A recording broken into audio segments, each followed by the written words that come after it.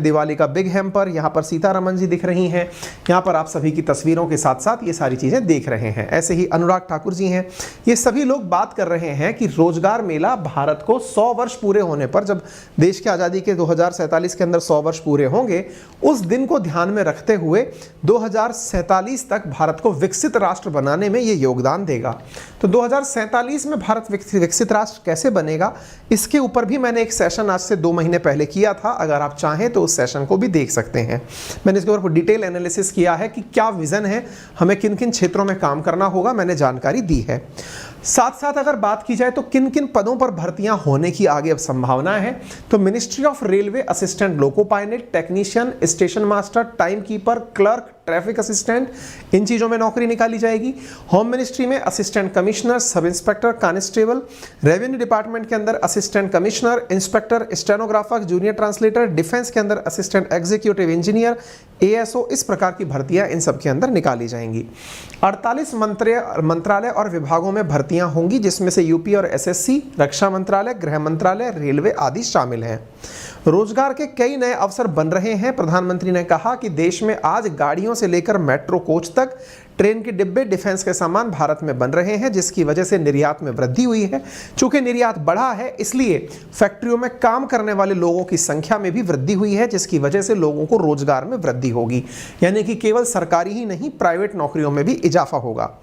Defence expo जो 2020 हुआ था, तब भारत ने कमिटमेंट किया था कि हम लोग $5 बिलियन का एक्सपोर्ट किया करेंगे वर्ष 2025 तक। इसी को ध्यान में रखते हुए कई एमओयू साइन किए गए थे। अभी अक्टूबर 2000, आप इधर देख सकते हैं, 2021 के अंदर हमने 22, अभी यहाँ पर, एंड ओवरऑल टर्नओवर $22 बिलियन का प्रोडक्शन 2025 में हमने टारगेट किया है। ये डिफेंस मिनिस्टर ने अपने टैक्स एक्सपो के अंदर ये सारी जानकारी रखी है।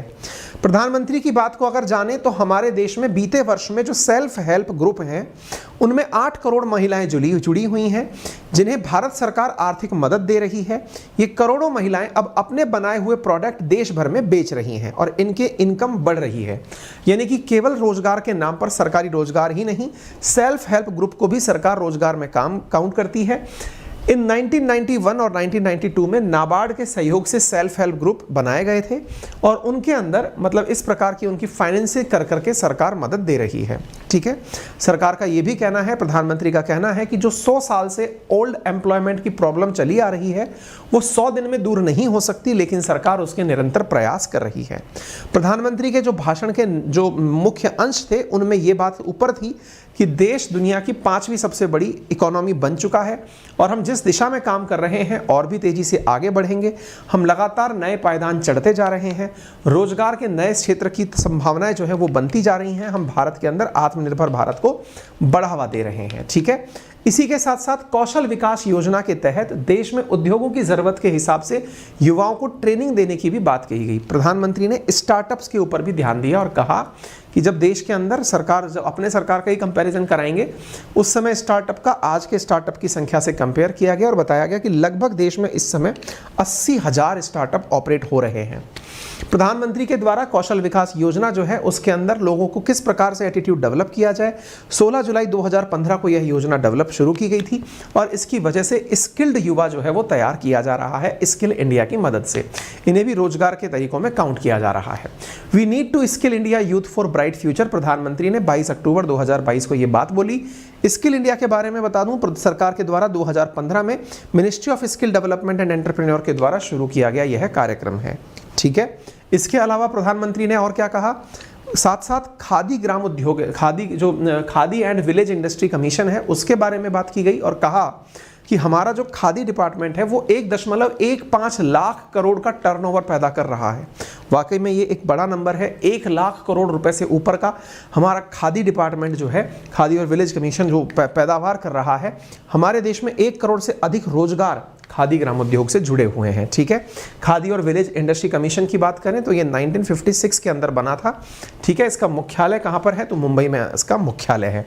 इसके अलावा प्रधानमंत्री ने और कौन सी बातें कही, स्टार्टअप इकोसिस्टम के बारे में बात कही गई। स्टार्टअप इकोसिस्टम के बारे में कहा गया कि देश के युवाओं के सामर्थ्य को दुनिया में स्थापित किया गया है। 2014 में जहां देश में कुछ 100 स्टार्टअप हुआ करते थे, आज उनकी संख्या 80,000 से अधिक हो चुकी है। स्टार्टअप इकोसिस्टम की यहां पर बात की गई। स्टार्टअप इंडिया कब शुरू किया गया? तो जनवरी 16, 2016 को स्टार्टअप इंडिया मिशन शुरू किया गया था। ठीक है, देश में क्यों बढ़ रही है आफ्टर ऑल बेरोजगारी और किन किन क्षेत्रों में बेरोजगारी है? तो जैसे कंस्ट्रक्शन, टूरिज्म, हॉस्पिटैलिटी जैसे जो सेक्टर हैं, इनकी जो रफ्तार है ये तुलनात्मक रूप से थोड़ा धीरे रही। धीरे रहने के बहुत से कारण हैं। पहले नोटबंदी रही, नोटबंदी के बाद में बहुत लंबे समय तक लोगों के पास कैश का दिक्कत रहा, इस वजह से सीधा असर कंस्ट्रक्शन इंडस्ट्री के ऊपर पड़ा। इसके बाद में धीरे